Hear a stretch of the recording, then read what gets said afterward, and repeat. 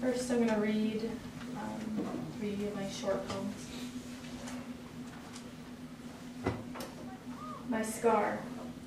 It's melted into my skin like a line of pink chewed bubblegum. I got the scar last winter, living at the Nottingham house. I was pulling pizza out of the oven when the baking sheet bit my wrist. The stun of heat, like light after a night's sleep, made my eyes shut and hot pads slip. I ran water over my skin. It stung for days after. Today it is numb. It rests now, like a body in a grave. It is silent. And with time, it might completely fade until it is gone. Next one is Bearable Massacre. The road winds through the valley like a knife. We hit the Idaho border where willow trees open into bloody fields outlined in sagebrush. You flip off the radio and we hear the faint cries of dead Shoshone. Sunlight drips onto leaves and prairie grass freely sways, bending to the beat of drums. Time pauses and stillness eats my words. This last one is Brisk Air. Idaho plays dead in the winter. The maze of cottonwoods become bare brown knots. The slough sits still, solidifying deeper and deeper in cracked bubble sheets. My cat disappears most days. Her fur, thick as a rabbit's, glows. I can barely make her out as she paws through snow towards my here kitty kitty, here kitty kitty. At sunrise, my gaze catches east towards the Manan Buttes. The sun's blanket of gold shatters the peaks.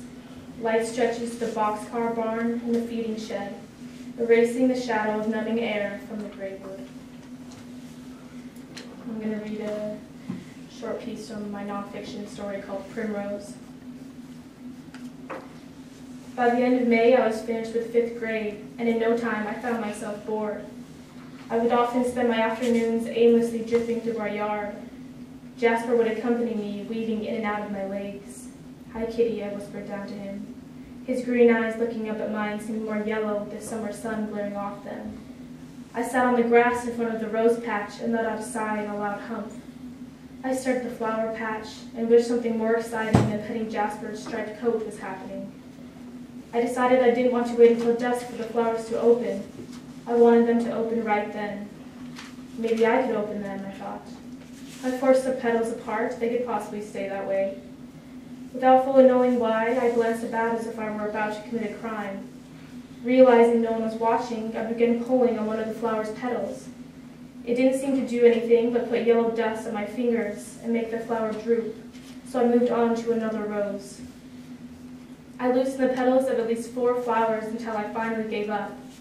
I sat on the sidewalk and ran my dusted fingers across the ground, putting 5 stripes along the cement. I was ashamed. 4 of the flowers now looked broken. They didn't stick into the air like the others. They just bent down, and that night they didn't open at all. When July hit, the primroses began to die. Sometimes they would stick around longer, but for the most part their cycles all ended around the same time. Their yellow bodies would fade into a shallow shade of salmon, and soon they would shrivel up and fall off their stems, deteriorating back into the soil. This made me sad as a child. I didn't like it when they disappeared into the ground. I wanted them to stay strong and bright all through the year. But they didn't. They couldn't.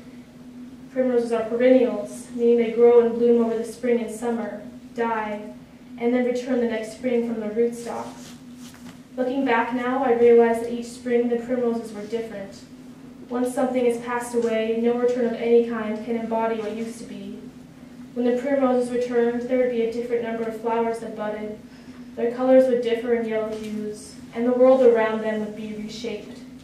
New houses would be built where wheat fields once were. The crack in the sidewalk that lay in front of their bed would widen, and as the years passed, the air of youth would fade too. The only thing any flower had was their moment of bloom, their brilliant opening at dusk before darkness closed them and time shriveled them up.